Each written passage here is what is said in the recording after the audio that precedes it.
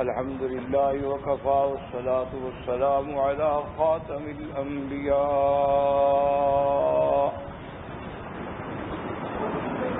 سيدنا وحبيبنا وشفيعنا محمد المصطفى وعلى آله المجتبى وأصحابه النجبى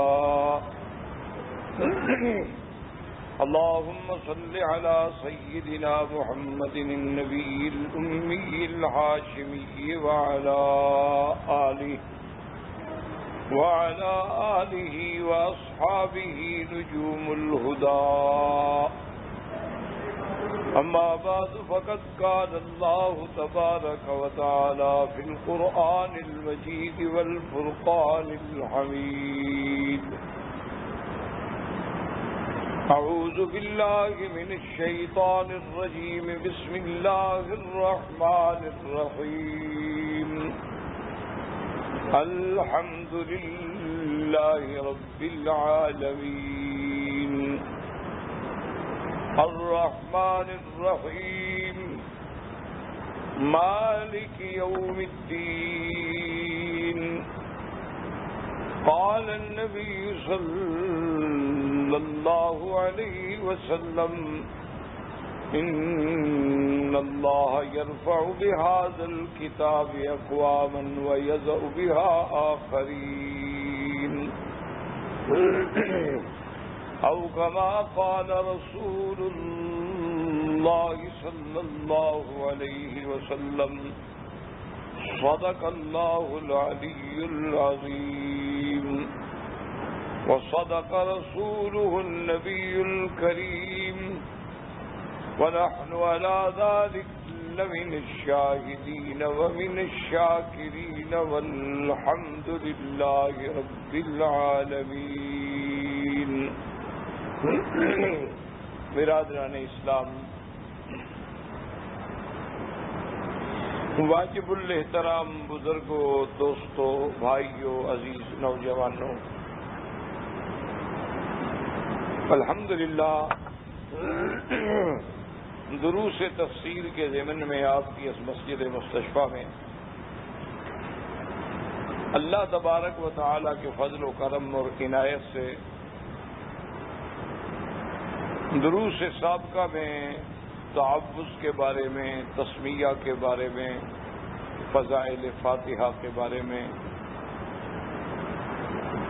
اللہ تبارک و تعالی کی توفیق سے کچھ باتیں عرض کی تھیں. اب باتیں عرض ہو رہی تھیں ان شبہات کے بارے میں جو سورۃ فاتحہ پر مخالفین نے، اعداء اسلام نے، اعداء دین نے، اعداء قرآن نے شبہات کیے ہیں، اعتراضات کیے ہیں، ان کے بارے میں کہ آدمی ان شبہات کو سمجھے اور ان کے جوابات کو سمجھے.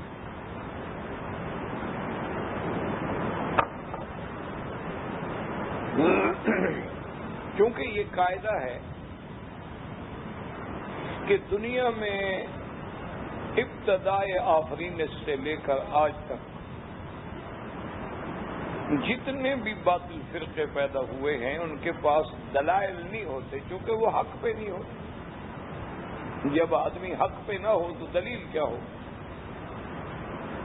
یعنی اب آپ دیکھیں نا، اگر ایک آدمی یہ دعویٰ کرے کہ اب رات نہیں ہے دن ہے تو اس پہ کیا دلائل دے گا؟ یہ بتیاں جل رہی ہیں، لائٹ ہے، روشنی ہے، لہٰذا دن ہے. تو ایسی بہت سی دلیلوں کو کون مانے گا؟ اور اگر حق بات ہو تو وہ اتنی کھری ہوتی ہے اور سچی ہوتی ہے کہ جب حق آتا ہے تو باطل خود بخود مٹ جاتا ہے. یا الحق وضاحت اللہ. تو باطل فرقے جتنے ہیں پھر وہ کیا کرتے ہیں؟ پھر وہ شبہات، توہمات، تشکیکات، ظنیات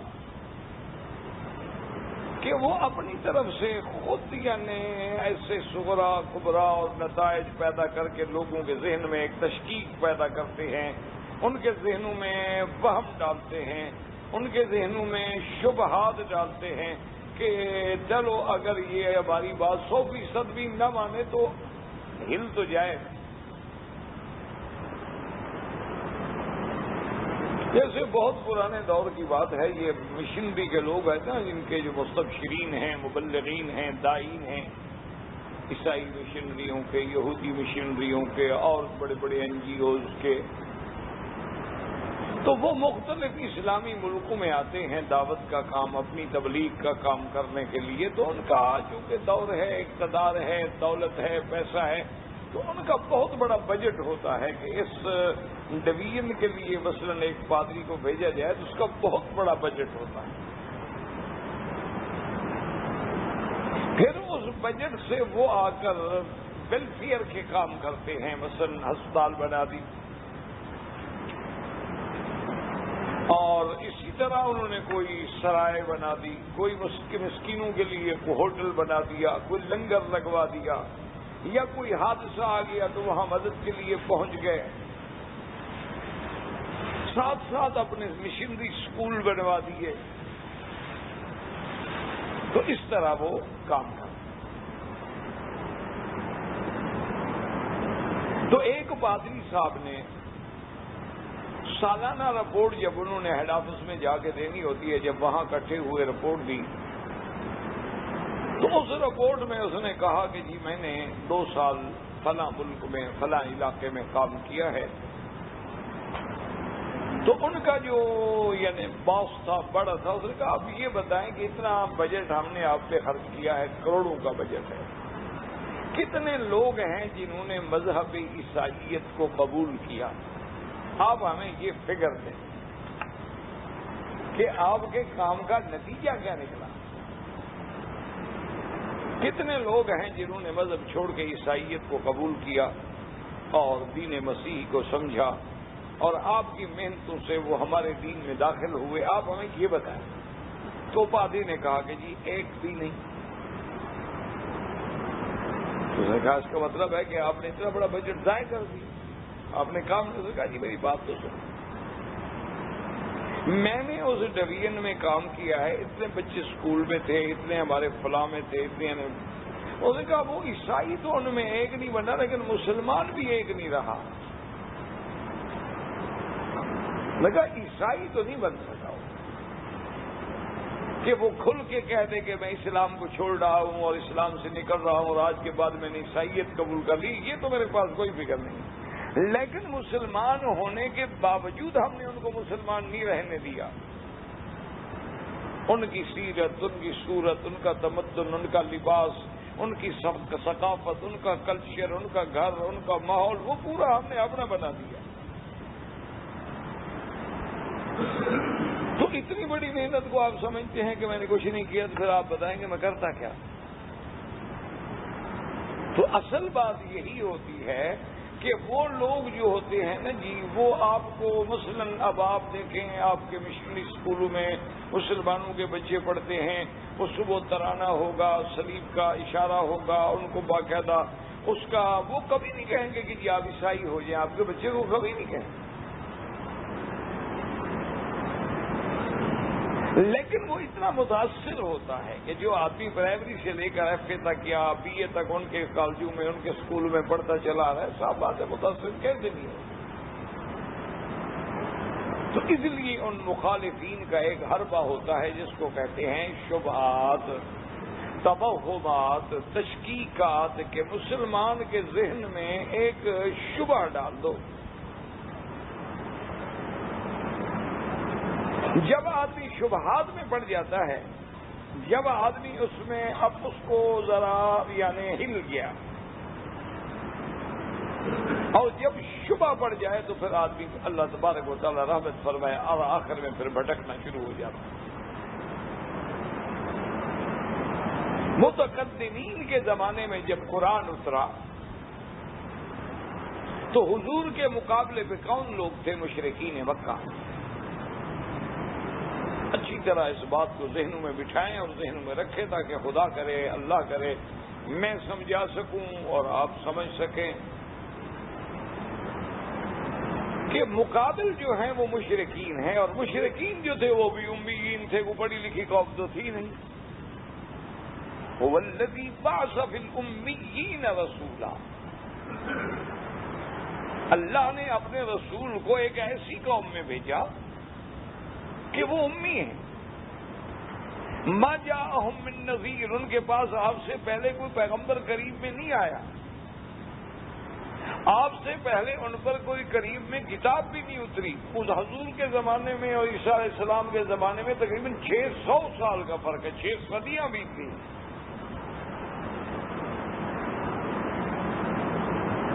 تو اب صاف ظاہر ہے کہ جب وہ امیین تھے تو ان کے شبہات جو ہوتے تھے وہ بھی اسی طرح کے ہوں گے جو ان کی عقلی سطح ہے. جو ان کے عقل کی سطح ہے اسی کے مطابق وہ سوال کرے گا. تو اس لیے کبھی کبھی تو وہ یہودیوں کے پاس جاتے کہ بھی تم اہل کتاب ہو، تمہارے پاس تورات ہے، تمہارے پاس علم ہے، تم ہمیں کوئی سوال بنا کے دو، ہم حضور صلی اللہ علیہ وسلم سے پوچھیں، آپ جواب نہ دے سکیں تاکہ مسلمانوں کو ہم کہہ سکیں کہ دیکھو جی آپ کا نبی تو جواب نہیں دے سکتا، لاجواب ہو گیا. تو کبھی تو یہ باتیں کرتے اور کبھی کبھی وہ اپنے عقل کے مطابق کہہ دیتے کہ بھی یہ قرآن اللہ کا کلام نہیں ہے، یہ تو شعر شاعری والی بات ہے، شاعر کا کسی شاعر کا تخیلاتی کلام. لیکن ایک بات کو سمجھ لیں کہ شاعر سے مراد یہ موجودہ دور کا شاعر نہیں تھا، وہ ورنہ عرب جو تھے وہ ان پڑھ ضرور تھے لیکن زبردست ادیب تھے، زبردست حافظہ تھا، کھڑے کھڑے فی البدی سینکڑوں شعر پڑھ لیتے تھے. بدو اور آج بھی پڑھ لیتا ہے بدو. ایک عربی جو ہے اس کے پہاڑوں میں رہنے والا کھڑا ہوگا 100 قصیدے کا شعر پڑھ دے گا آپ کو. یہ مہارت ان میں ہے. اس کے باوجود انہوں نے حضور صلی اللہ علیہ وسلم کو شاعر کہا اور آپ کے کلام کو شعر کہا. تو حالانکہ قرآن شعر نہیں، حضور پاک نے تو کبھی زندگی میں شعر پڑھا ہی نہیں. یعنی سرکار دو عالم نے، رحمت دو جہان نے تو کبھی تسن و تکلف سے شعر نہیں بنایا. وما ينبغي له، اور نہ حضور کی شان ہے کہ وہ شعر کہیں. ہاں کوئی اچھا شعر حضور سن لیتے تھے، جیسے حضرت حسان ابن ثابت رضی اللہ تعالی عنہ، اسی طرح حضرت عبداللہ ابن رواحہ رضی اللہ تعالی عنہ، اسی طرح کئی دفعہ حضور صلی اللہ علیہ وسلم کے سامنے یعنی بعض شعراء جاہلیت کا بھی کلام پیش کیا گیا، لیکن حضور خود شعر نہیں کہتے تھے. کیونکہ شعر کہنا کوئی شان والی بات نہیں ہوتی. لیکن جب حضور نے کبھی زندگی میں شعر کہا ہی نہیں. ہاں ایک بات ہے کہ کبھی کلام چونکہ آپ فصاحت و بلاغت کے آئینہ دار تھے، اس لیے کبھی کبھی حضور پاک ایسی مکفہ مرصع مسجع کلام فرماتے تھے. جوامع الکلم حضور دیے گئے ہیں.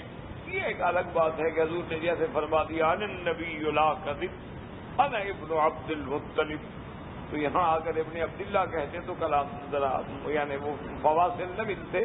تو حضور نے آگے کہہ دیا انا ابن عبد المطلب. تو یہ شعر نہیں ہوتا. شعر میں تو قوافی ہوتے ہیں، عروض ہوتے ہیں، اس کے وزن دیکھے جاتے ہیں، اس کا پہلا اور دوسرا مصرع آپس میں دیکھا جاتا ہے کہ وزن بھی مل رہا ہے کہ نہیں مل رہا. اس کے لیے تکلفاً اشعار بنائے جاتے ہیں. تو بہرحال اسی لیے حضور نے ایک دفعہ آپ کی انگلی مبارک کو چوٹ لگی تو آپ نے کہا حل انت الا اصبع دمیتی وفی سبیل اللہ ما لقیتی، کہ تم ایک انگلی ہی تو ہو نا، چوٹ لگ گئی تو کیا ہو گیا، اور یہ چوٹ بھی تو تمہیں اللہ کے راستے میں لگی ہے، وہ دانا کھاتا ویسے تو نہیں لگ گئی، تو اگر اللہ کے راستے میں لگے تو اجر ہوگا. یہ شعر نہیں ہوتا. تو ان لوگوں نے آخر حضور کو شاعر کیوں کہا، اس بات کو بھی اچھی طرح سمجھ لیں. شاعر سے مراد یہ مروجہ شعر نہیں، شاعر سے مراد ہے شاعرانہ تخیل، کہ جیسے شعراء جو ہیں وہ اپنے خیالات سے ایسی ایسی باتیں کرتے ہیں جن کا حقیقت سے کوئی تعلق نہیں ہوتا. جیسے متنبی نے اپنے ایک ممدوح بادشاہ کی شجاعت کی، بہادری کی اور اس کے گھوڑوں کی شجاعت کی جو تعریفیں کی ہیں، وہ کہتا ہے کہ میرا ممدوح جو ہے نا بادشاہ، جب گھوڑے پہ بیٹھ کے دشمنوں پہ حملہ کرنے کے لیے گھوڑا دوڑاتا ہے اور گھوڑے کے دوڑنے سے اس کے پاؤں سے جو مٹی اڑتی ہے تو وہ اس کے اوپر ایسے بن جاتی ہے جیسے سڑک بن جائے. آپ نے دیکھا ہوگا نا کئی دفعہ گھوڑے دوڑاؤ نا تو مٹی اڑتی ہے، مٹی اڑے تو اوپر سے پھر ایسے سطح سی بن جاتی ہے. تو کہنے لگا کہ میرے ممدوح کے اس گھوڑے کے پاؤں میں اور ممدوح کی دوڑ میں اتنی طاقت ہوتی ہے کہ وہ اوپر جو مٹی بنتی ہے وہ سڑک بن جاتی ہے. اگر ممدوح چاہے تو اس پہ بھی گھوڑا دوڑا سکتا ہے. مبالغہ ہے تو مبالغے ہوتے، جیسے وہ مثل مشہور ہے نا کہ حافظ شیرازی کو جب اپنا بادشاہ نے بلایا، اس نے کہا کہ یار تم کیسے آدمی ہو، میں نے تو زندگی میں کتنے سال لگا دیے، ساری دنیا کی دولت تو لا کے میں نے سمرقند و بخارا کو اس مقام پہ پہنچایا ہے، اور تم نے اپنے محبوب کے ایک دل پہ سمرقند بخارا کو صدقے کر دیا. عجیب آدمی ہو. 2 سال لگے، 3 سال لگے، لاکھوں مزدوروں نے کام کیا، ہزاروں مستری کام آئے، کروڑوں روپے خرچ ہو گئے سمرقند بخارا پہ، اور تم اپنے محبوب کے عشق میں اتنے آگے بڑھے کہ تم نے کہا کہ تمہارا جو دل ہے نا یہ سمرقند بخارا تو میں اس پہ قربان کر دوں. اس نے کہا بادشاہ سلامت ناراض کیوں ہوتے، یہی سخاوت کی تو حال ہے نا کہ آج بھیک مانگ رہا ہوں. انہوں نے کہا جب ہم اتنا سخی ہیں کہ ہم سب کچھ لٹا دیتے اسی لیے تو بھیک مانگ رہا ہوں. تو بادشاہ ہنس پڑا، وہ ناراضگی کا قصہ جو تھا وہ ختم ہو گیا. اس نے کہا جی کہ جب میں سمرقند و بخارا ایک دل پہ قربان کر سکتا ہوں اسی لیے تو ننگا بھوکا ہوں نا، ہے بھی تو کچھ نہیں، ہاں ورنہ جوڑ کے نہ رکھتا میں پیسے. تو بہرحال کہنے کا مقصد یہ کہ شاعرانہ تخیل ہوتا. بادشاہ نے خوش ہو کے گھوڑا دے دیا. شاعر اور گھوڑے کا کیا تعلق بھائی؟ 2 دن کے بعد گھوڑا بھوکا مر گیا.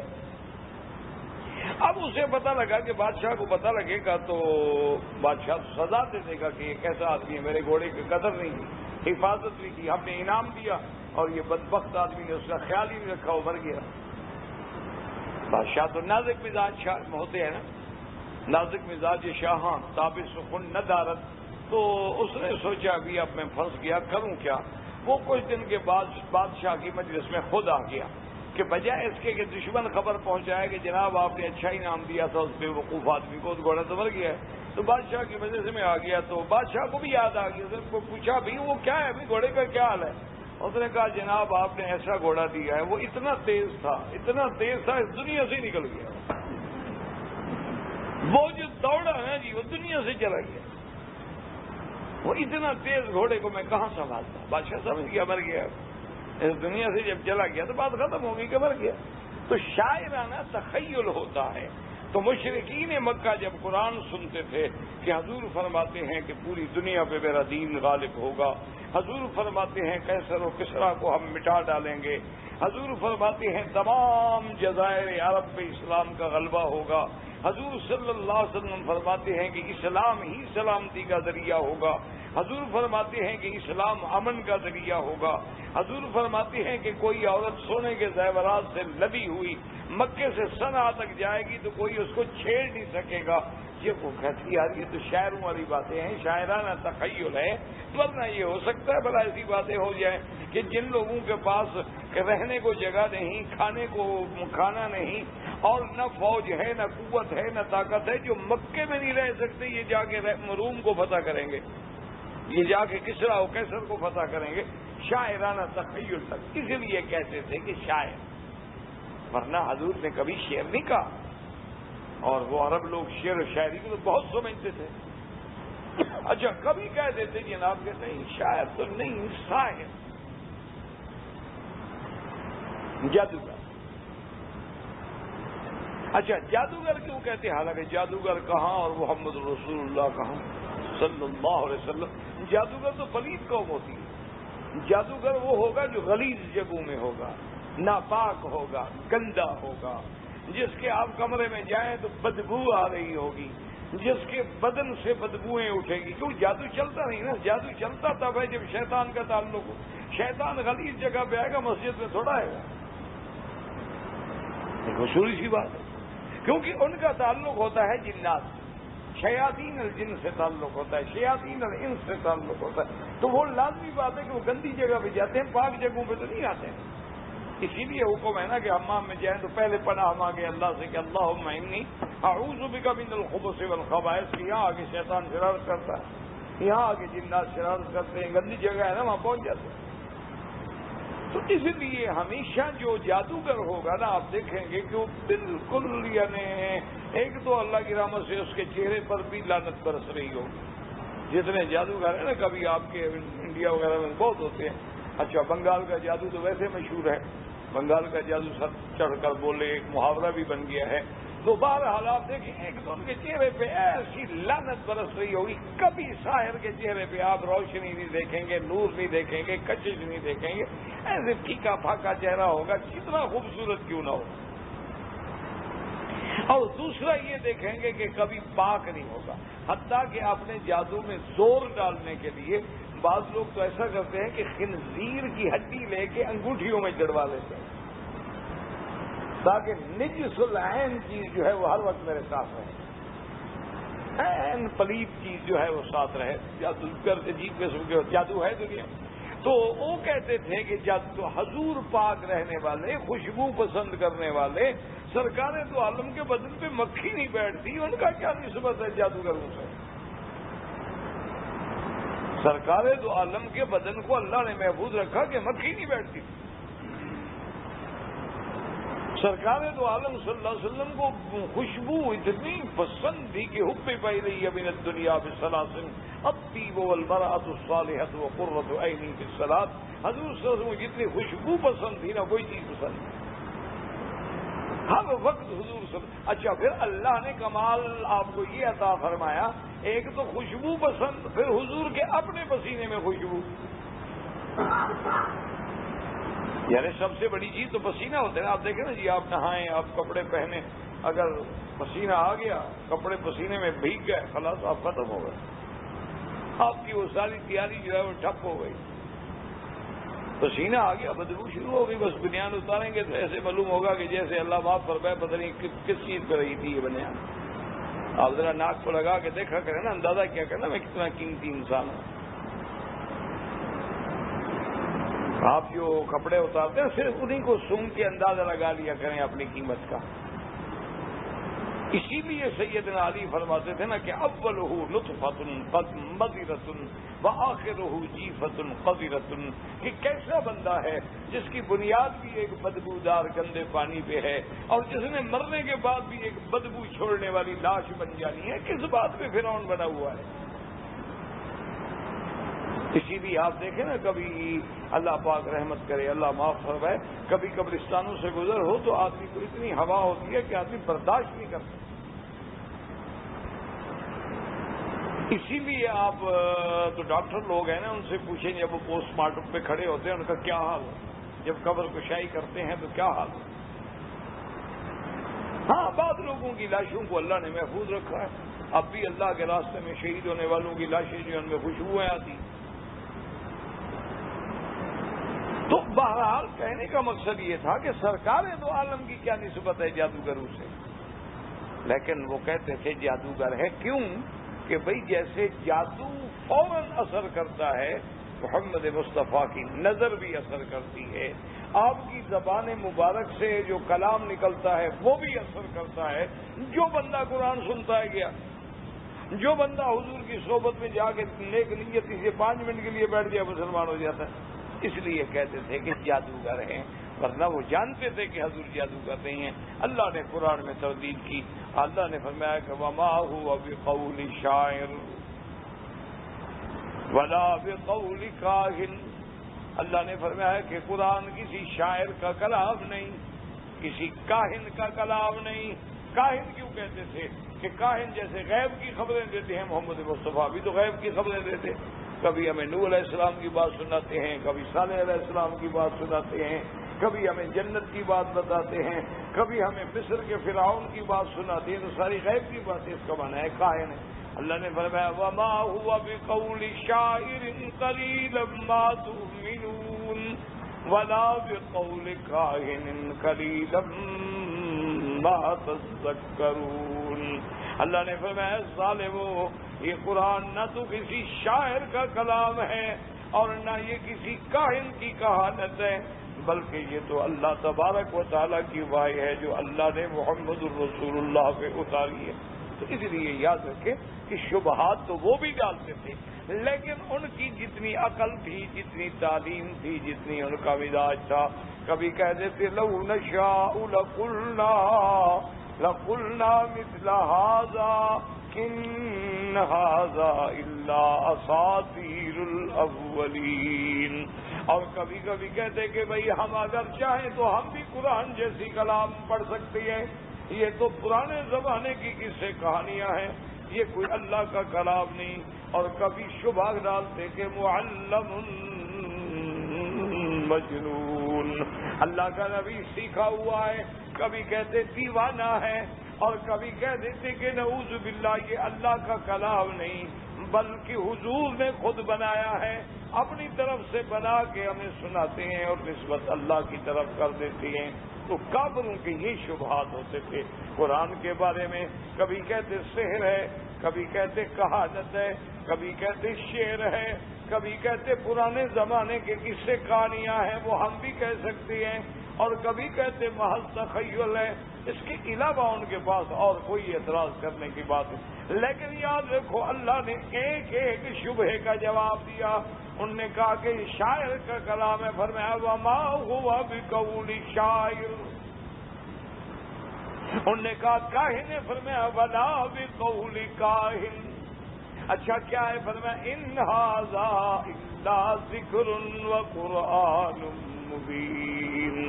اور کہیں اللہ پاک نے فرمایا انہ لقرآن کریم، اور کہیں فرمایا فلا اقسم بمواقع النجوم وانہ لقسم لو تعلمون عظیم انہ لقرآن کریم فی کتاب مکنون۔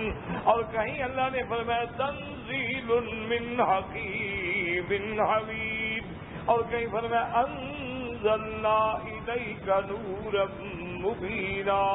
اور اس کے بعد اگر کوئی نہ مانے تو چیلنج دیا، اللہ نے فرمایا میرے محبوب اگر یہ سارے دلائل نہیں مانتے تو ان کو کہو کہ اگر یہ قرآن میں نے بنایا ہے تو تم بھی بناؤ۔ اگر یہ کلام بندے کا کلام ہے، اللہ کا کلام نہیں ہے، تم بھی تو بندے ہو، تمہارے اندر بھی تو فصیح ہیں، بلیغ ہیں، شاعر ہیں، ادبا ہیں، بڑے بڑے لوگ ہیں، تم بھی جمع ہو کے بناؤ قرآن۔ ان کنتم فی ریب مما نزلنا علی عبدنا فأتوا بسورة من مثلہ وادعوا شہداءکم من دون اللہ، اللہ کے سوا جتنے مددگار ساری مخلوق اکٹھی کر لو، اگر تم سچے ہو کہ یہ میرا مدنی اپنی کلام ہے تم بھی کلام بنا کے لے آؤ۔ اللہ نے فرمایا میرے محبوب ہم پہلے آپ کو بتا دیتی ہیں ان لم تفعلوا ولن تفعلوا، یہ نہ قرآن کا مقابلہ کر سکے ہیں نہ آئندہ کر سکیں گے۔ تو اللہ نے ہر چیز کا جواب دیا، ورنہ شبہات تو انہوں نے بھی کم نہیں ڈالے، شبہات تو انہوں نے بھی بڑے بڑے ڈالے، بڑے بڑے فہم ڈالے، بڑے بڑے قرآن پہ اعتراضات کیے، لیکن الحمدللہ قرآن نے ان کے سارے اعتراضات کی جڑ اکھاڑ کے رکھ دی۔ تو یہ ہوتے ہیں شبہات۔ لیکن آج جس دور میں ہم گزر رہے ہیں یہ تو تعلیم کی یعنی ترقیوں کا دور ہے کہ علم اتنا آگے بڑھ چکا ہے، علوم اتنا آگے ترقی کر چکے ہیں کہ اب کوئی ایسا مسئلہ نہیں ہے کہ جس میں مباحث علوم فلکیات ہیں یا علوم طبقات الارض ہیں، اسی طرح اقتصادیات ہیں، اسی طرح ریاضیات ہیں، اسی طرح سائنسی علوم ہیں، اسی طرح جدید صناعات ہیں، اختراعات ہیں۔ اور آج کل آپ دیکھ رہے ہیں کہ جو کمپیوٹر کا ایک دنیا کے اندر مسئلہ پیدا ہوا ہے یعنی دنیا اپنے علوم کی انتہا پہ پہنچ رہی ہے. اب تو بالکل وہی عالم لگ رہا ہے کہ جیسے فصل پک رہی ہے یا پک چکی ہے, اب کٹنے کی دیر. کیونکہ اب تو جناب یعنی آپ حیران نہیں ہوتے کہ بھئی ایک چھوٹا سا اتنا سا موبائل ہے, اس میں کیمرہ بھی ہے, اور جناب اس میں سارا جہان کے آپ معلومات ڈال دیں. ایک چھوٹی سی اور کوئی لائن نہیں, کوئی تار نہیں جڑی ہوئی, کوئی رسی نہیں بندھی ہوئی, سیٹلائٹ سے براہ راست تعلق ہے, اور جہاں ہزاروں میل دور بیٹھے. اچھا پھر دیکھیں جو بٹن آپ پنچ کرتے ہیں بات صرف اسی سے کرواتا ہے, دوسرے سے بات نہیں کرواتا. اتنی چھوٹی مائکرو فلم کے اندر 30 جلد کی کتابیں آ گئی ہیں, پوری کم یعنی 10 کمروں کی لائبریریاں جو بھری ہوئی تھی نا جی, وہ ایک 2-4 بڑے بڑے اس میں CDs میں ڈسک میں اس میں انہوں نے فیڈ کر دی. لائبریریوں کی لائبریریاں اس کے اندر آ گئی. مجھے ایک دوست نے امریکہ سے وہ ہدیہ بھیجا, پام جو آج کل ہے, اب تو خیر پام بھی اب بہت آگے بڑھ گئی نا, 1 2 3 4 5 سے بھی گزر گئی, آگے چلی گئی. اس نے ہدیہ بھیجا. اب میرا دوست سے کوئی کام میں اس کو کیا استعمال کروں گا. تو بہرحال میرا اتفاق ہوتا ہے کہ میرے اپنے ڈسٹرکٹ کا ایک دوست آیا ہوا تھا. میں نے اس کو کہا کہ یار یہ وہاں میرے ایک وکیل ہیں جو میرے انکم ٹیکس کے معاملات کو ڈیل کرتے. اتنا زور لگا لیا ہے نا جی ہمارے دوستوں نے بھی اور عزیزوں نے کہ یار وکیل صاحب کے معاملات ہوتے ہیں تو آپ مہربانی کرتے ہیں, لیکن اس کا معنی یہ تو نہیں کہ وکیل ہو کے فیس نہ لو. وہ کہتا ہے بھی نہیں, میں یہ ناممکن ہے کہ میں وکیل صاحب سے فیس لوں, یہ نہیں, میں نہیں کر سکتا. میرے والد ان کا احترام کرتے, اور وہ بھی انکم ٹیکس وکیل تھے, اس کے والد بہت اچھا لڑکا ہے. میں نے کہا چلو کسی بہانے میں اس کو کوئی ہدیہ بھیج دوں. میں نے اس کو وہ بھیج دیا. اس نے مجھے ٹیلی فون کیا, اس نے کہا وکیل صاحب آپ نے میری جان چھڑوا دی. میں نے کہا یار وہ کیسے, کہا جتنے میرے مقدمات تھے نا سارے میں نے فیڈ کر دیے, اب مجھے فائلیں اٹھانے کی ضرورت ہی نہیں ہوتی. بس میرے پاس سارا پروگرام بھی بنا ہوتا ہے, کب پیش کیا ہے, کہاں پیش کیا ہے, کون سے انکم ٹیکس آفس میں ہے, کمشنر آفس میں ہے, کس کی ہے, مقدمہ کون سا ہے, فائل کون سی ہے, اس کا عنوان کیا تھا, اعتراضات کیا, سب میرے اسی ایک چھوٹی سی فارم میں فیڈ ہے. وہاں جا کے باہر بیٹھ کے تو وہ سیکنڈ میں دیکھا, تیار ہو, السلام علیکم, آ گئے جناب اپنی بات کر کے کام. میں کہا جی میری پر تو آپ نے بہت بڑا احسان کیا کہ ایسی اچھی چیز بھیجی ہے کہ میری ساری فائلیں اس چھوٹی سی فارم میں آ گئی. اچھا اس سے اب تو اور آگے نکل گئے, اب تو آئی میٹ آ گیا, اب تو کیا کیا چیزیں آ گئی. یعنی بہت آگے دنیا چلی گئی. تو اس لیے اب اعتراضات بھی پھر اسی قسم کے آئیں گے نا, شبہات بھی تو اسی قسم کے آئیں گے. اصولی سی بات ہے کہ جب آدمی کے پاس علوم ہوں گے جدیدہ تو اس کی روشنی میں بیٹھ کے اعتراضات کرے گا. اچھا یہ اعتراضات اس وقت سے شروع ہو گئے تھے جب سے یہ علم بڑھنا شروع ہوا. سب سے پہلے تو انہوں نے یہ اعتراض کیا جی کہ شبہ ڈالا مسلمانوں کے دل میں کہ اگر یہ اللہ کا کلام ہے تو اس میں ترتیب کیوں نہیں. نے کہا جب مسلمان کہتے ہیں کہ ہمارا خدا نہ تو بھولتا ہے, لا یضل ربی ولا ینسا, نہ بہکتا ہے نہ بھولتا ہے, تو اگر بھولنے والے آدمی سے تو کلام آگے پیچھے ہو جائے تو آدمی کہہ سکتا ہے نا جی بھول گیا. اللہ تو بھولنے سے بھی پاک ہے. پھر یہ کیا بات ہے کہ کلام ہو رہا ہے قیامت کا, درمیان میں بات آ گئی رسالت کی, بات ہو رہی ہے رسالت کی, بات آ گئی قیامت کی, بات ہو رہی ہے توحید کی, ذکر آ گیا رسالت کا, ترتیب ہی کوئی نہیں پورے قرآن. انہوں نے کہا جی یہ اللہ کا کلام کیسے کہ اللہ نے سورۃ قیامہ کہ لا اقسم بیوم القیامہ ولا اقسم بالنفس اللوامہ, یعنی پڑھتے جائیں آگے جانے کے بعد یہ سب قیامت کا ذکر ہو رہا ہے. اللہ فرماتے ہیں لا تحرک به لسانک لتعجل به, میرے مدنی آپ خاموش رہیں, اپنی زبان مبارک کو بھی حرکت نہ دیں جب جبریل پڑھے. آپ غم نہ کریں, ڈر نہ کریں کہ آپ کو بھول جائے گا, ہم یہ قرآن جمع کر کے آپ کے سینے میں محفوظ کر دیں گے، ہم پڑھا دیں گے، ہم سمجھا دیں گے، آپ کوئی غم نہ کریں۔ پھر قیامت کا ذکر شروع، کلا بل تحبون العاجلہ وتذرون الآخرہ۔ انہوں نے کہا جناب یہ کیسے اللہ کا کلام ہے، پہلے بھی قیامت کا ذکر ہے، بعد میں بھی قیامت کا ذکر ہے، اور درمیان میں اللہ فرماتے ہیں کہ آپ جب قرآن پڑھا جائے تو لا تحرک بہ لسانک، اپنی زبان مبارک کو حرکت نہ دیں۔ انہوں نے کہا دیکھو جی یہ کیسے ترتیب، پھر ذکر آ گیا قیامت کا۔ اسی طرح قرآن کہتے ہیں سبح اسم ربک الاعلی الذی خلق فسوی والذی قدر فہدی والذی اخرج المرعی فجعلہ غثاء احوی۔ یہ اللہ کی صفتوں کا ذکر ہو رہا ہے، لیکن آگے اللہ فرماتے ہیں سنقرئک فلا تنسی الا ما شاء اللہ انہ یعلم الجہر وما یخفی۔ آگے اللہ فرماتے ہیں میرے محبوب ہم آپ کو قرآن ایسا پڑھا دیں گے کہ آپ نہیں بھولیں گے، ہاں اگر ہم چاہیں تو بھلوا دینے پہ قادر ہیں، ہم چاہیں تو تلاوت بھی منسوخ کر دیں، حکم بھی منسوخ کر دیں، ہم چاہیں تو حکم منسوخ کر دیں تلاوت باقی رکھ دیں، ہم چاہیں تو تلاوت منسوخ کر کے حکم باقی رکھ دیں، ہماری تو قدرت ہے، لیکن آپ کو ایسا پڑھا دیں گے۔ اب علماء فرماتے ہیں اللہ کی صفتوں کا ذکر ہو رہا ہے، درمیان میں آ گیا کہ سنقرئک فلا تنسی، تو جب قرآن میں ترتیب نہیں تو نعوذ باللہ گویا یہ اللہ کا کلام ہی نہیں۔ دشمنوں نے شبہ ڈالا، انہوں نے کہا یہ بات ہو رہی تھی بسن کہ آپ نے 1984 میں یہ کیا، 85 میں یہ کیا، 86 میں یہ کیا، اب یہ تو نہیں بات کہ 1984 کے بعد 98 آ جائے، 98 کے بعد پھر 83 آ جائے۔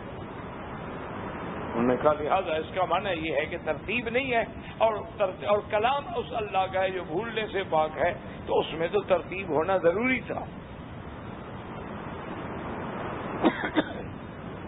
دوسرا انہوں نے کہا کہ جی سب سے بڑی بات تو یہ ہے کہ ایک ترتیب نزولی ہے اور ایک ترتیب قرات ہے، یا اس کو بعض علماء اصطلاح میں کہتے ہیں کہ ایک ترتیب نزولی ہے، ایک ترتیب رسولی ہے، یعنی ایک تو نزول ہے، ایک وہ ہے جو رسول پاک نے پڑھا ہے، اس کو ترتیب رسولی کہہ دیا جاتا ہے۔ تو وہ کہتے ہیں کہ جناب آپ یہ دیکھیں کہ وہاں سے جب اللہ کا قرآن اترتا ہے تو وہ تو شروع ہوتا ہے اقرأ باسم ربک الذی خلق سے، لیکن جب ہم قرآن پڑھتے ہیں تو سورت مکیہ جتنی ہیں وہ تو آخری پاروں میں ہیں، اور جو بعد میں حضور پہ اتری ہیں مدنیہ صورتیں وہ ساری پہلے سے پر، اب دیکھیں نا سورت بقرہ مدنی صورت، انعام ہے، نساء ہے، مائدہ ہے، انفال ہے، تو اب یہ سب مدنی صورت جو ہجرت کے بعد اتری، اور جتنی مکے والی صورت جیسے سب کے اسم ربک الاعلی یہ مکی صورت، اما یتساءلون یہ مکی صورت، اذا السماء انشقت یہ مکی صورت ہے، اذا السماء انفطرت یہ مکی صورت ہے، اذا زلزلت الارض زلزالها یہ مکی صورت۔ تو مکی صورتیں جو پہلے اتری تھی وہ آخر میں ہو گئی، جو آخر میں اتری تھی وہ پہلے ہو گئی، اچھی ترتیب ہے بھی قرآن کی۔ تو نعوذ باللہ دشمنوں نے یہ بھی اعتراض اور شبہات کیے ہیں تاکہ مسلمانوں کے دماغ میں یہ بات بیٹھ جائے کہ بھائی یہ جو قرآن ہے یہ اللہ کا کلام نعوذ باللہ نہیں ہے۔ تو یہ ایک باطل فرقے کے شبہات کا طریقہ ہوتا ہے۔ بہت ساری باتیں آپ دیکھیں نا، ہمارے مثلاً آج کل پڑھے لکھے دوست جو ہیں نا ہمارے، ان کو بات کرو تو وہ بھی ایسے شبہات ڈالے، یار چھوڑو مولوی کی بات سن لیا کرو، یہ مولوی کی باتیں ہیں، کوئی دین تھوڑا ہے، قرآن تھوڑا ہے، بھلا قرآن میں کہاں لکھا ہے داڑھی رکھو، کسی جگہ لکھا ہے قرآن شریف میں؟ مولویوں کی باتیں چھوڑو یار، ہاں مولوی کہتے رہتے ہیں، چھوڑو ایسی باتیں۔ او جی کہاں اپنا قرآن شریف میں لکھا، قرآن شریف میں لکھا ہے کہ بھی عورت جو ہے اتنا اس قسم کا پردہ کر کے باہر نکلے، مولویوں نے بنایا، بھائی چھوڑو۔ اچھا قرآن نے جی کہاں لکھا ہے کہ خوشی نہ مناؤ، بسنت نہ مناؤ، ویلنٹائن ڈے جو مناتے ہیں وہ نہ مناؤ، نیو ایئر نہ مناؤ، قرآن کی کس آیت میں لکھا ہوا؟ چھوڑو یار، یہ مولوی خوشی بھی نہیں کرنے دیتے، تفریح نہیں کرنے دیتے، انجوائے نہیں کرنے دیتے، یہ تو ہر بندے کا ایک حق ہے یار، رائٹ ہے، تمہارا حقوق انسانی ہے۔ یہ عجیب لوگ ہیں، یہ مولوی لوگ ہیں، ہمارے حقوق پہ ڈاکے ڈالتے ہیں، ہماری آزادی میں خلل ڈالتے ہیں۔ ملا لوگ ہیں، ان کی بات تو مانتا نہیں، انہوں نے اپنا ایک خول بنایا ہوا ہے، ایک حلقہ بنایا ہوا ہے، بس سب کو کہہ دینے کا۔ پر نہیں، کیا ہے، ٹھیک ہے آپ عرس منائیں تو ٹھیک ہے، اچھی بات ہے، اور اگر آپ کا دل کرتا ہے تو بیچ پہ جا کے شام کو آپ وہاں جناب نیو ایئر منائیں، ٹھیک ہے، کیا یہ تفریح ہے یار، اس میں کیا ہو گیا بلا؟ چلو اگر ہماری بیٹیوں نے ڈانس کیا، لوگوں نے دیکھا، خوش ہوئے، ان کو ایک اچھا جدید حسن ملا، جدید جسم ملا، جدید تھرکتے ہوئے اعضاء ملے، شاعری کرتا ہوا انگ انگ نظر آیا، خوش ہو گئے لوگ، آنکھیں ٹھنڈی کر دی۔ اللہ نے اسی لیے تو حسن دیا تھا نا کہ ہم دیکھیں، یہ کچھ چھپا کے رکھنے کے لیے اللہ نے تھوڑا دیا ہے۔ اگر کوئی لڑکی خوبصورت ہے اس کو پلیٹ فارم پہ لے آئے ہم۔ یہ تو ملا لوگ ہے کہ نہیں اس کو پردے میں باندھ کے رکھو، کتنا بے وقوف لوگ ہیں، پاگل لوگ ہیں، خام خواہ کے لیے ایسی باتیں کرتے ہیں۔ تو یہ شبہات آج بھی ہیں مسلمانوں کے دل۔ وہ اپنے آپ کو بہت بڑا مسلمان سمجھتا ہے جو سال میں قرآن پڑھوا دے گھر میں، یا سال میں آیت کریمہ کا 1 لاکھ پڑھوا دے، یا سال میں کبھی 10,000 مولوی کو دے کے تو میلاد النبی کی جھنڈیاں لگوا دو۔ کہتے کمال کرتے ہو یار، میرے اسلام پہ بات کرتے ہو، میں ہر سال میلاد مناتا ہوں، ہر سال میں معراج شریف کی دیگیں پہ چڑھاتا ہوں، میں اتنے مسکینوں کو کھانا دے دو، کیا ہو گیا میں نماز نہیں پڑھتا؟ یہ ایک ذاتی بندے کا اللہ کے ساتھ معاملہ ہے، اس میں مولوی صاحب کون سا کنٹریکٹر ہے، ٹھیکیدار ہے درمیان میں آیا ہوا ہے؟ یہ تو ہمارا اللہ سے پرسنل معاملہ ہے۔ آپ پڑھتے ہیں اچھی بات ہے، آپ نہیں پڑھتے ہیں کوئی بات نہیں، اور پھر اگر ہم نمازیں پڑھ لیں گے تو اللہ کا کوئی فائدہ ہے؟ تو جب فائدہ ہی نہیں پہنچنا اللہ کو تو اس کی عبادت کرنے کا ہمیں کیا فائدہ؟ اگر ہم نہ پڑھیں تو کون سا اللہ کا نقصان ہو جائے گا؟ باقی ہم پکے مسلمان ہیں، مدینہ شریف جاتے ہیں، زواری کرتے ہیں، ماشاءاللہ 22 رجب کو امام جعفر صادق کے کونڈے پکاتے ہیں، اور 27 رجب کو معراج شریف کا حلوہ ماشاءاللہ پکواتے ہیں، اور اگر بندہ مر جائے تیسرے دن کل شریف کرواتے ہیں، پھر 7 جمعراتیں شریف کرواتے ہیں، چیلم شریف کرواتے ہیں۔ اس سے بڑی اور اسلام کی کیا دلیل ہوگی؟ مسلمان یہ مولوی ایسے کی نماز نہیں پڑھتا جی، اور یار نماز اللہ کی کو مولوی کی اگر میں نہ پڑھوں تو کیا ہو گیا؟ یہ بھی وہ شبہات ہیں جو مسلمانوں کے دماغوں میں ڈالے گئے اور لوگ اسلام سے دور ہو۔ انہوں نے اسلام کو ایک مذہب بنا دیا دین کے بجائے، ایک رسومات کا مجموعہ بنا دیا کہ اگر یہ رسومات ہیں تو بس یہ مسلمان ہے، اس کی ان رسومات پہ عمل کرنا کافی ہے۔ جیسے شیعہ حضرات نے کہا کہ دیکھو جی آپ جو مرضی ہے کرو نا، بس حضرت حسین حضرت حسن اہل بیت کی دل میں محبت ہو، اور بابا اسی محبت میں نجات ملنی ہے، باقی چھوڑو عمل چمل کی کوئی ضرورت نہیں۔ اور اگر آپ نے اور زیادہ پکا مومن بننا ہے نا تو صرف 10 محرم، 1 محرم سے لے کر 10 تک 4 پائیاں گھر میں الٹی کر دو، کپڑے سیاہ پہنو، مجلسوں میں شرکت کرو، ماتم کرو، سبینے لگا دو اور جلوس میں شریک ہو جاؤ، بس جنت کے دروازے پہ حضرت علی کھڑا ہوگا، جتنے لوگوں کے گلے میں لوہے کے زنجیریں ہوں گی سب کو جنت بھیج دے گا کہ بھی اپنے ملنگ ہیں ان کو دعانے دو نا، اور جتنے نمازی داڑھی والے ہوں گے ان کو نکال دے گا۔ کیوں؟ دونوں کٹھے تو ہو سکتے ہیں، ایک آدمی دیکھے نا، ایک ملنگ ہو اور ایک مولوی ہو، کٹھے کیسے ہو؟ اس لیے انہوں نے یہ کر لیا، ہم نے یہ کر لیا۔ تو یہ شبہات ہیں، یہ وہ باتیں ہیں جو دشمن مسلمانوں کے دماغوں میں مختلف انداز میں ڈالتے ہیں۔ لیکن الحمدللہ ثم الحمدللہ اللہ تبارک و تعالی علماء حق کو بھی ان پہ کروڑوں رحمتیں فرمائے، جو فوت ہو گئے اور جو زندہ ہیں اللہ تبارک و تعالی ان سے دین کے کام لے۔ انہوں نے حالات کے پیش نظر پھر ہر چیلنج کا مقابلہ کیا، ہر چیلنج کا انہوں نے مقابلہ کیا۔ یعنی علامہ بقائی رحمت اللہ علیہ نے پوری تفسیر قرآن لکھی ہے، نظم الدرر فی ربط الآیات والصور، مجھے کہیں سے نہیں ملی، میں نے حیدرآباد دکن سے جا کے نہیں تھی، کیونکہ انہوں نے نظام کے دور میں عثمانیہ یونیورسٹی نے یہ شائع کرائی اور کتاب نایاب ہو گئی، پوری دنیا میں ختم ہو گئی۔ اتفاق سے اللہ نے مہربانی کی، مجھے وہاں گیا تو مجھے یاد تھا کہ مجھے یہ کتاب ڈھونڈنی ہے، تو وہاں اللہ نے مہربانی فرمائی، وہ لائبریرین اچھا نکل آیا، تو اس نے کہا جی کہ نہیں اب آپ غم نہ کریں، اب ہم نے اس کو دوبارہ شائع کر دیا، ابھی وہ طباعت میں ہے لیکن آپ آئے ہیں، آپ کو تو میں نسخہ دے دیتا ہوں قدیم نسخوں میں سے، لیکن ابھی انشاءاللہ تباہ ہو رہی ہے۔ صاف بات ہے، جب طباعت دوبارہ ہو جائے گی ساری دنیا کو مل جائے گی، تو اب اللہ کا شکر ہے کہ وہ کتاب جو ہے پوری مارکیٹوں میں آ گئی۔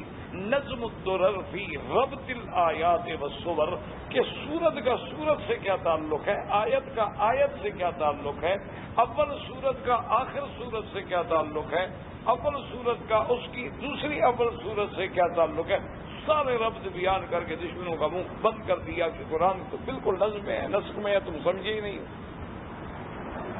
اس لیے ہمیشہ یاد کریں کہ یہ شبہات ہوتے ہیں جو دشمن ڈالتے ہیں، لیکن اہل حق اس کا ہمیشہ سے الحمدللہ جواب دیتے چلے آئے ہیں اور ایک ایک لفظ کا جواب دیا ہے۔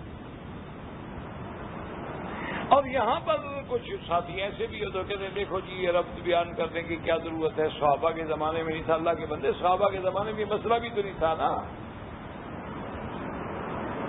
اب آپ کہیں کہ صحابہ کے زمانے میں قادیانیت کا مسئلہ تھا، وہ بدبخت قادیانی ہی نہیں تھا، تو ان کو تو واسطہ پڑا نہیں ہے نا۔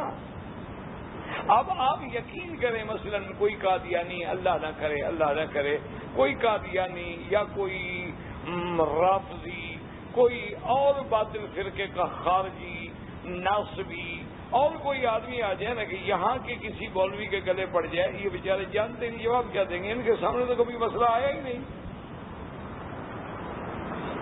ان کے سامنے وہ اعتراضات کبھی گزرے ہی نہیں، تو ان غریبوں کا کیا قصور ہے؟ انہوں نے تو ایک اسلام کے ملک میں آنکھ کھولی، یہاں کے نوجوان نے ایک ایسے ملک میں آنکھ کھولی ہے الحمدللہ کہ جو دین پر چلنے والا ملک ہے، اسلام پہ چلنے والا ملک ہے، اللہ کی توحید پہ چلنے والا ملک ہے، جس میں شریعت کتاب اللہ اور سنت رسول اللہ ہے۔ ان غریبوں کو تو کبھی واسطے نہیں پڑا باطل فرقوں سے۔ اسی طرح مثلا آج بھی جو ہندوؤں کے اپنے حق میں دلائل ہیں یا مسلمانوں کے خلاف اعتراضات ہیں، تو جس آدمی کو ان سے واسطہ نہیں پڑا وہ تو جواب دے ہی نہیں سکتا، اس کو پتہ ہی نہیں ہے کہ بھئی ہندو مسلک کیا، ہندو مت کیا ہوتی ہے، اس کو پتہ نہیں رامائن کیا ہے، اس نے کبھی رامائن کتاب ہی نہیں دیکھی۔ تو اس لیے ہمیشہ سمجھیں کہ اب جس ہم دور میں گزر رہے ہیں، اس دور میں جو فاتحہ پر اعتراضات ہیں ہم صرف اس کی بات کریں، اس میں الشبہۃ الاولی، پہلا اعتراض جو ہے یاد رکھیں وہ یہ ہے، وہ کہتے ہیں کہ جی بسم اللہ الرحمن الرحیم، میں شروع کرتا ہوں اللہ کے نام سے جو نہایت مہربان اور انتہائی رحم والے ہیں، یا بڑے مہربان اور نہایت رحم والے ہیں، یعنی ایک مفہوم مبارک جو ہے وہ یہ ہے، وہ کہتے ہیں جی کہ شروع کرتا ہوں اللہ کے نام سے۔ یہ بندے کا کلام ہے یا اللہ کا کلام؟ بسم اللہ الرحمن الرحیم، یہ اللہ کا کلام ہے یا بندے کا کلام؟ اگر یہ اللہ کا کلام ہے تو اللہ کسی اور اللہ کے نام سے شروع کر رہا ہے؟ بھئی اللہ جو کلام ہے اللہ کا، تو کیا اللہ کہہ رہے ہیں کہ بسم اللہ میں شروع کرتا ہوں اللہ کے نام سے؟ کیا وہ اپنے نام سے شروع کر رہے ہیں یا کسی اور اللہ کے نام سے شروع کر رہے ہیں؟ اور اگر بندے کا کلام ہے تو پھر خدا کا کلام ہی نہ رہا، قرآن ہی نہ رہا۔ تو اس لیے ہمیشہ یاد رکھیں، اس قوم کو بالکل نہ چھیڑیں، یہ قوم، اس قوم کا حل ہی کوئی، یہ قوم تو جناب اس کا کوئی ٹکرانے والا خود اللہ رحمت کرے تو انسانوں کے بلڈوزر ہیں۔ دیکھا نہیں جمرات پر جب یہ چلتے ہیں، جو ان کے آگے آ گیا وہ بھی برباد، جو پیچھے آ گیا وہ بھی برباد، نیچے تو دیکھتے نہیں۔ یہ حضرت بلال رضی اللہ تعالیٰ عنہ کا کوئی ایسا اثر ہے ان کا، ہر حال میں خوش ہے، کبھی آپ نے ان کو روتا ہوا دیکھا ہے ایمان سے؟ دھوپ میں پڑا ہوگا ان کا بچہ، وہ دھوپ کڑکتی ہوئی، اور 2 سال کا بچہ مجال روئے، تمہارا بڑے سے بڑے ڈاکٹر کو کھڑا کر تو رونا شروع کر دیا، پیچھے سے بندھا ہوا ہے، کپڑے میں بندھا ہوا ہے، صرف گردن نکلی ہوئی ہے، دھوپ ہے، کچھ ہے، وہ جناب بس بڑا جام مست ہے۔ اس لیے جب وہ بڑے ہوتے ہیں تو پہاڑ ہے نا، اسے کون ٹکرائے؟ ہم نے تو اپنے بچوں کو پالا ہوتا ہے نا جی، وہ نرسری میں ڈالا ہوا ہوتا ہے اور حضانہ میں رکھا ہوا ہوتا ہے، اے سی چلاؤ اور نیچے نرم نرم گدے بچھاؤ، اور جب وہ بڑے ہوتے کوئی دھکا دے تو وہاں جا پڑتے ہیں اللہ کی رحمت سے 3-6 فٹ دور۔ یعنی ایک کالا آ جائے نا تم سب ڈاکٹروں کے بچے لڑے ہوئے ایک شالا مار کے بھاگ جائیں گے۔ یہ الگ بات ہے کہ بندوق سے لے آؤ، لیکن ہاتھوں سے نہیں مار کھاتا تھا۔ ہم تو دیکھتے رہتے ہیں ان کو کہ عورت بیٹھی ہوگی نا، عورت بوڑھی، کوئی آ کے بلدیا والا ان کے کپڑے اٹھائے گا، وہ ایک پکڑ کے کھڑی ہو جائے گی، باقی سارے کپڑے لے کے چلے جائیں گے۔ وہ جوان کھڑا ہوا تو پکڑ کے کھڑا کیا ہوا اس کو، مجال ہے کہ ہل سکے۔ تو بہرحال کہنے کا معنی یہ ہے کہ یہ ایک جدید شبہات ہیں جو فاتحہ پر ہیں کہ بھئی بسم اللہ الرحمن الرحیم، یہ اگر اللہ کا کلام تو اللہ پھر کس کے نام سے شروع کر رہے ہیں؟ تو اس لیے یاد رکھیں کہ علامہ شمس الحق افغانی رحمۃ اللہ علیہ، اللہ ان کی قبر پہ کروڑ رحمتیں فرمائے، بہت بڑے عالم گزرے اپنے دور میں، مفسر قرآن تھے، اور وہ قلات میں جب تھے تو وہ پہلے شخص ہیں جن کی وجہ سے خان آف قلات کو اس اسٹیٹ میں اسلام کا قانون نافذ کرنا پڑا۔ اتنا بڑا آدمی تھا۔ انہوں نے جو علوم قرآن پہ لکھا ہے نا، کاش کہ کوئی پڑھنے والا ہوتا اور کوئی سمجھنے والا ہوتا۔ ہم تو طالب علم ہیں، ہم تو ان کی کوئی 10% بات بھی سمجھ لے تو بڑی بات ہے۔ تو انہوں نے باقاعدہ اس پہ کتابیں، تو اس لیے اب بات کو سمجھے، انہوں نے کہا بھائی بات سنو، جتنی دنیا میں کلام بلیغ گزری ہے نا، اس میں کبھی تو کلام کی نسبت متکلم کی طرف ہوتی ہے اور کبھی کلام کی نسبت غیر متکلم کی طرف ہوتی ہے۔ یہ بھی بلاغت کا ایک انداز ہے، یعنی کلام فصیح اور بلیغ کا یہ بھی بلیغانہ ایک انداز ہے کہ کبھی اس کلام کی نسبت متکلم کی طرف ہے کہ متکلم فرما رہے ہیں، کبھی یہ ہے کہ کلام کی نسبت غیر متکلم کی طرف ہوتی ہے۔ یہی تو کمال بلاغت ہے کہ کلام اللہ کا ہے، مضمون بندے کا ہے کہ میرے بندے تمہارے لیے میں نے یہ کلام کیا ہے کہ تاکہ تم اس مضمون کو ادا کرو۔ کلام تو میرا ہے لیکن مضمون بندے کی طرف سے ہے کہ بسم اللہ الرحمن الرحیم۔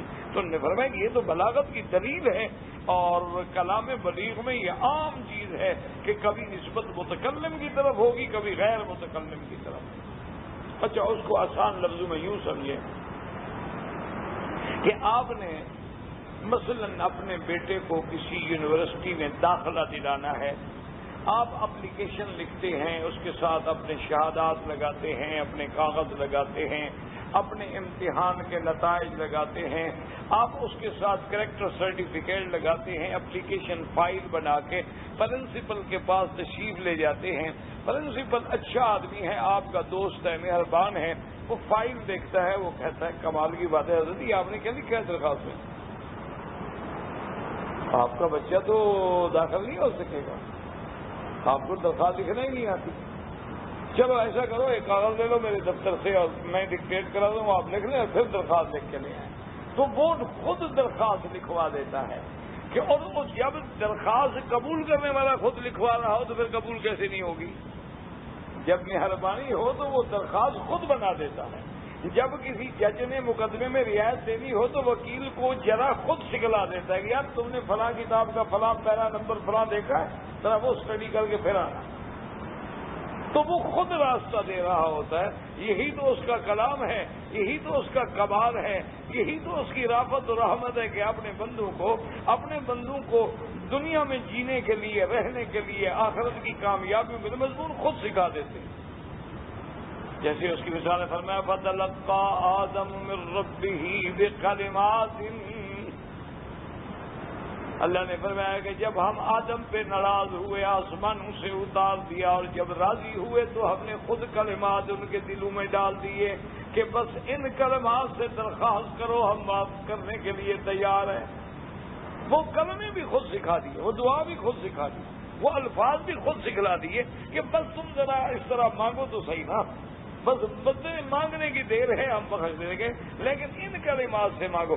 جیسے حضور فرماتی ہیں کہ قیامت والے دن جب سارے انبیاء سب جواب دے دیں گے، تمام میدان حشر کی مخلوق جو ہے وہ اکٹھی ہو کے میرے پاس آئے گی اور شفاعت کے لیے درخواست کرے گی۔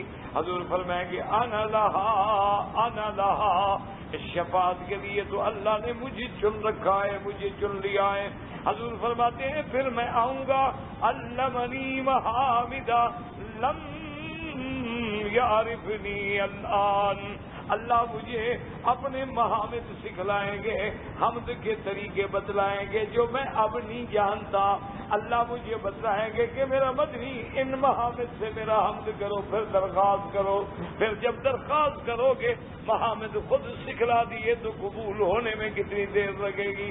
اس لیے فرماتے فَأَخِرُّ تَحْتَ الْعَرْشِ سُجَّدًا، اللہ کے عرش کے نیچے میں سجدے میں گر جاؤں گا، ان محامد سے حمد کروں گا، حکم ہوگا ارفع راسک یا محمد، افسر اٹھا لو، درخواست قبول ہو گئی۔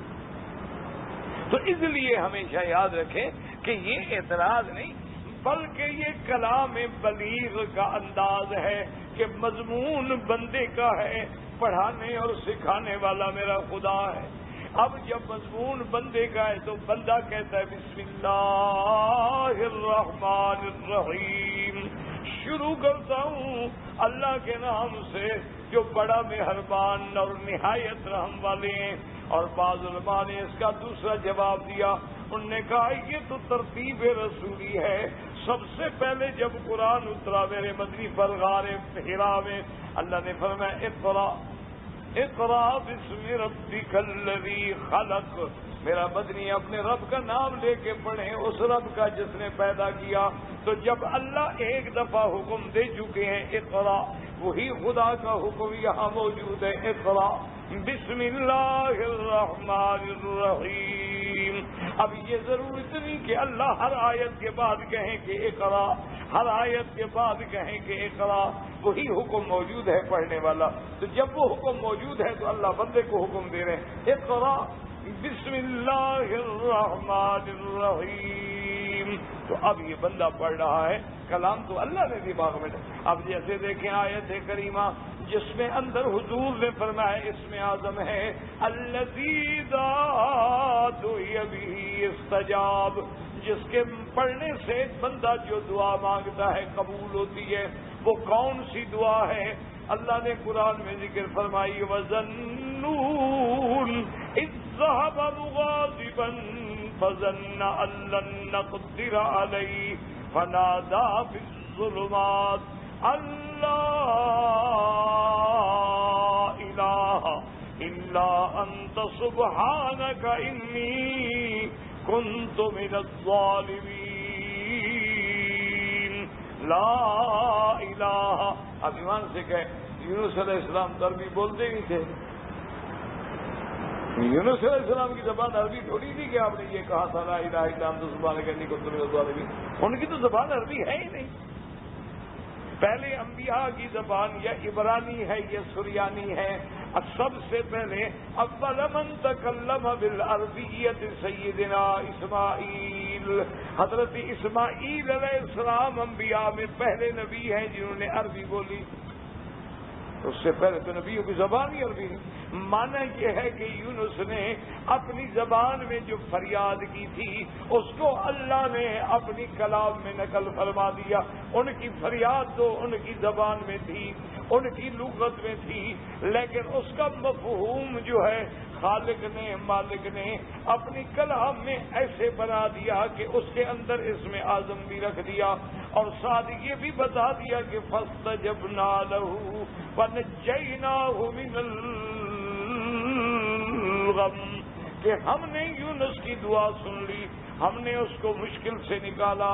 آگے فرما دیا وَكَذَلِكَ نُنْجِي الْمُؤْمِنِينَ، اور اسی طرح ایمان والے جب میری طرف متوجہ ہوں گے، میری طرف کلام کریں گے، مجھ سے درخواست کریں گے، تو میں ان کو بھی غم سے نکالوں گا جیسے یونس کو میں نے نکالا ہے۔ تو اب یونس علیہ السلام کا تو اپنی زبان میں کلام تھا، تو اس لیے آپ اندازہ فرما لیں کہ ساری باتیں میرے اللہ کی طرف سے ہیں، قرآن اللہ کی طرف سے ہے، تسمیہ ہو، بسم اللہ ہو، سورۃ فاتحہ ہو، تو اب اس پہ اعتراض کی کوئی حیثیت نہ رہی کہ یہ تو کمال رحمت ہے، جس رحمان رحیم کا کلام ہے اس کی رحمت کی دلیل ہے کہ خود سکھلا رہے ہیں، خود پڑھوا رہے ہیں اور پھر اس پہ خود ثواب دے رہے ہیں، تو یہ تو اس کے کمال ہے، رحمت ہے، کمال قرآن ہے، یہ تو اس کلام اللہ کی عظمت کی دلیل ہے۔ تو اللہ آپ کو بھی اور مجھے بھی قرآن سمجھنے کی، پڑھنے کی توفیق عطا فرمائے اور عمل کی توفیق عطا فرمائے۔ وما علینا الا البلاغ۔ بچوں کے لیے جانوروں کی شکل کے کھلونے خریدنے کا کیا حکم ہے؟ کوئی مسئلہ نہیں ہے، چھوٹے بچے ہیں نا تو ان کے لیے بہرحال اب ایسا نہ ہو کہ بچوں کے کھیلنے کے لیے آج کل بہت بڑی بڑی ایسی گڑیاں بھی ہیں نا جو خود عورت کے برابر لگتی ہیں، تو وہ تو گھر میں نہ لے آئیں، البتہ چھوٹے موٹی جو چیزیں ہیں اس کا کوئی حرج نہیں، کیونکہ ایک حدیث میں آتا ہے نا کہ بی بی عائشہ رضی اللہ تعالیٰ عنہا کی گڑیاں تھیں، تو حضور نے دیکھا، فرمایا کیا ہے؟ انہوں نے کہا لعبہ یا رسول اللہ۔ فرمایا اچھا یہ کیا ہے؟ یا رسول اللہ تو گھوڑا ہے۔ تو حضور نے فرمایا اللہ کی بندی گھوڑے کے بھی پر ہوتے ہیں۔ ہم نے کہا سلیمان علیہ السلام کے گھوڑوں کے پر نہیں تھے؟ وضاح کا رسول اللہ صلی اللہ علیہ وسلم، اس کا مطلب ہے کہ اس زمانے میں بھی تھا اور حضور نے دیکھا بھی، تو لہذا اگر لوگ بات وغیرہ کی حد تک ہے تو اس کا کوئی حرج نہیں، لیکن اسی سے پھر آدمی آگے بڑھتا ہے، اسی سے آدمی آگے بڑھتا رہتا ہے کہ چلو یار مثلاً چوہے کی اور خرگوش کی اجازت تو مولوی نے دے دی، گھوڑا ہم لے جائیں گے، وہ بھی جانور ہے یہ بھی جانور، تو اس طرح پھر آگے نہ بڑھتے جائیں۔ بہرحال اگر وہ کھلونے کی حد تک ہے تو کوئی حرج نہیں ہے۔ وما علینا الا البلاغ ربنا تقبل منا انك انت السميع العليم وتب علينا انك انت التواب الرحيم صلى الله تعالى على خير خلقه سيدنا محمد وآله وصحبه اجمعين برحمتك يا ارحم الراحمين۔